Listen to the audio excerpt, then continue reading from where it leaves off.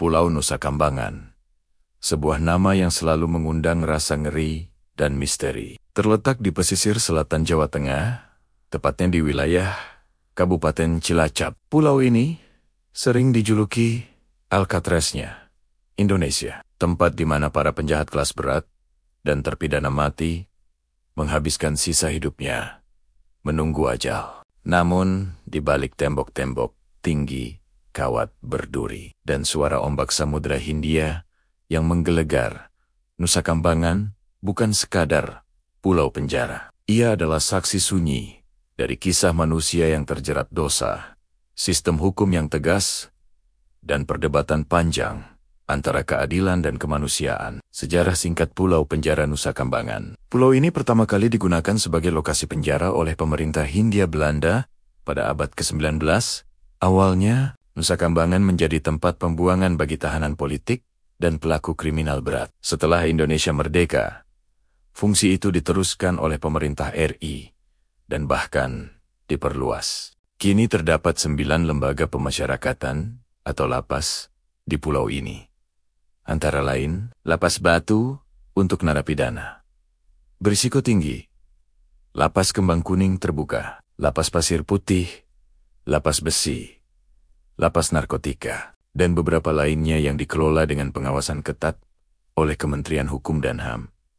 Di antara lapas-lapas itu, Lapas Batu dan Lapas Besi paling dikenal sebagai tempat para terpidana mati menjalani hari-hari terakhir mereka. Siapa saja yang dihukum mati di Nusa Kambangan? Banyak nama besar pernah mengisi sel eksekusi di pulau ini. Beberapa di antaranya terkenal karena kasus besar yang mengguncang Indonesia, bahkan dunia. Amrozi, Mukhlas, dan Imam Samudra. Trio pelaku bom Bali 2002 yang dieksekusi pada 9 November 2008, Andrew Chan dan Myuran Sukumaran. 2 warga Australia anggota Bali 9 dieksekusi pada tahun ke-2015. Freddy Budiman, gembong narkoba yang sempat menghebohkan publik karena kesaksiannya mengenai keterlibatan oknum aparat dalam bisnis narkotika, juga dieksekusi di sini pada tahun ke-2016. Sejumlah warga negara asing dari Nigeria, Brazil, dan Filipina pun pernah merasakan akhir hidupnya di tanah karang Nusa Kambangan karena kasus narkotika internasional. Para terpidana mati ini ditempatkan dalam sel isolasi berukuran kecil. Biasanya hanya 2 kali 3 meter. Mereka tidak berinteraksi bebas dengan napi lain. Hanya boleh keluar untuk berjemur dan beribadah. Setiap hari dijalani dalam ketidakpastian antara harapan gerasi atau surat keputusan eksekusi. Menunggu ajal di pulau kematian. Bagi terpidana mati, waktu menjadi musuh paling menakutkan. Setiap detik adalah pertarungan antara harapan dan keputusasaan. Di Nusa Kambangan, mereka menjalani rutinitas sederhana. Bangun pagi, berdoa, makan, dan menunggu. Beberapa dari mereka mencoba menebus dosa dengan menjadi lebih religius. Ada yang menjadi ustadz bagi sesama napi, ada pula yang menulis surat-surat penyesalan kepada keluarga. Namun tidak sedikit yang terjebak dalam depresi berat dan kehilangan semangat hidup. Ketika keputusan eksekusi turun, pihak lapas biasanya memberitahu mereka 3 hari sebelumnya. Dalam waktu itu, mereka boleh bertemu keluarga untuk terakhir kalinya, menulis surat wasiat, atau beribadah sesuai kepercayaan masing-masing. Eksekusi dilakukan pada tengah malam, di lokasi rahasia, di sekitar Nusa Kambangan. Terpidana diikat, ditutup matanya, lalu dihadapkan pada regu tembak. Dalam hening malam, hanya suara komando dan peluru yang menjadi saksi akhir perjalanan mereka di dunia. Pro dan kontra hukuman mati.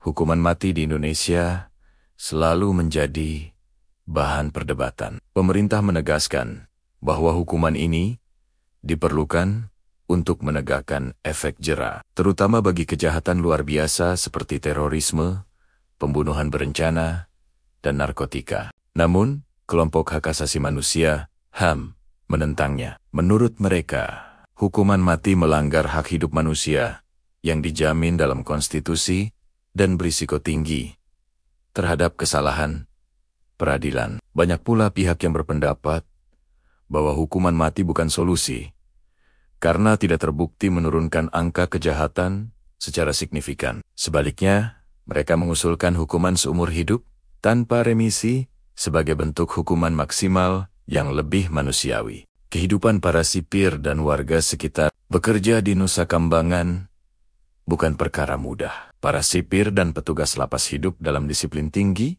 jauh dari keluarga, dan menghadapi risiko psikologis besar. Mereka menyaksikan pergulatan batin para napi, dari pemberontakan hingga penyesalan mendalam. Sementara itu, warga di sekitar Cilacap sudah terbiasa hidup berdampingan dengan reputasi pulau itu. Banyak dari mereka menggantungkan hidup dari aktivitas pelabuhan penyeberangan, pengiriman logistik, hingga menjadi tenaga bantu di lapas. Meski begitu, setiap kali ada eksekusi mati, suasana mencekam selalu terasa. Seakan seluruh kota ikut menahan napas.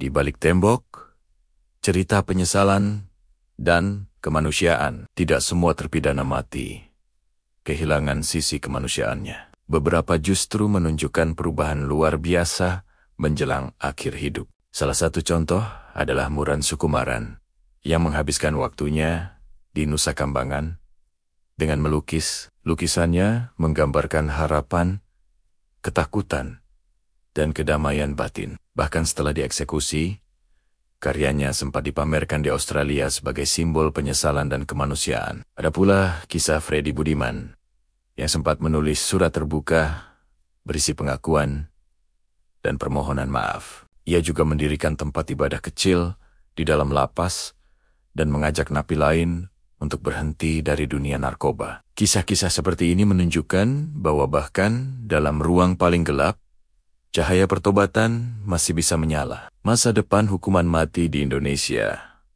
Seiring perkembangan zaman, sikap masyarakat terhadap hukuman mati mulai berubah. Sebagian kalangan muda dan aktivis hukum mendorong reformasi sistem peradilan dan moratorium eksekusi mati. Mereka menilai bahwa fokus seharusnya bukan pada pembalasan, tetapi pada pemulihan dan keadilan restoratif. Namun di sisi lain, masih banyak masyarakat yang mendukung hukuman mati, terutama untuk pelaku kejahatan yang dianggap sangat keji. Pemerintah pun tetap mempertahankan hukuman ini dalam undang-undang, meski eksekusinya dilakukan dengan sangat hati-hati dan jarang diumumkan secara terbuka. Pulau yang tak pernah tidur, Nusa Kambangan tetap berdiri kokoh di antara ombak dan angin selatan. Ia menjadi simbol kerasnya hukum, tapi juga cermin dari pergulatan moral manusia. Setiap malam, ketika deburan ombak memecah karang dan suara jangkrik berbaur dengan desiran angin, pulau ini seakan berbisik